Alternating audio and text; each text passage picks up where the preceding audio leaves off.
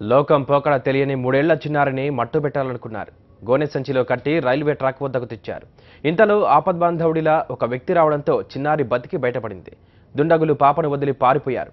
ఇంతకీ పాప ఎవరు? అసలు ఏం జరిగింది? See the story. బుడిబుడి అడుగులు వేస్తూ అమ్మా నాన్నల ఒడిలో ఆడుకోవలసిన ఈ చిన్నారిని అంతమొందించాలనుకున్నారు కొందరు దుండగులు.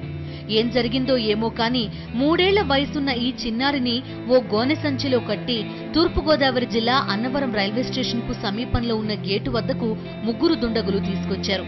గోనె సంచిని రైల్వే ట్రాక్ పక్కన పెట్టారు. ఇంతలో అటుగా బైక్ మీద వస్తున్న గంపల అప్పన్న అనే వ్యక్తిని చూసి బాలికను అక్కడే వదిలి పరారయ్యారు. గోనె సంచిలో బాలికను గమనించిన అప్పన్న చిన్నారిని తన ఇంటికి తీసుకెళ్లి సంరక్షించినట్టు చెప్పాడు.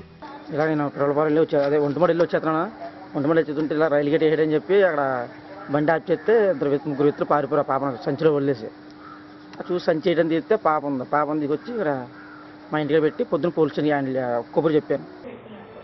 ఇదిలా ఉంటే బాలిక తన వివరాలను పూర్తిగా చెప్పలేకపోతోంది. దీంతో ఆమె ఏ ప్రాంతానికి చెందినదో తెలియడం లేదు. అప్పన్న వద్ద చిన్నారి ఉందన్న విషయం తెలుసుకున్న ఐసీడీఎస్ సిబ్బంది పాపను అక్కడి నుంచి కాకినాడకు తరలించారు. జిల్లా కలెక్టర్ అరుణ్ కుమార్ వద్దకు బాలికను తీసుకెళ్లి జరిగింది వివరించారు. మరోవైపు చిన్నారికి జ్వరం రావడంతో ఆస్పత్రికి తరలించి చికిత్స అందిస్తున్నారు. ప్రస్తుతం చిన్నారి ఐసీడీఎస్ సిబ్బంది సంరక్షణలో ఉంది. నేను వెళ్ళి ఆ అమ్మాయిని తీసుకొని ఐసీపీఎస్ వాళ్ళకి హ్యాండ్ ఓవర్ చేయడానికి వచ్చానండి. అంటే అమ్మాయి ఎవరి దగ్గరికి, ఆడవాళ్ళ దగ్గరికి అయితే రావట్లేదు. ఫీవర్ ఉంది బాడీలో బాగా.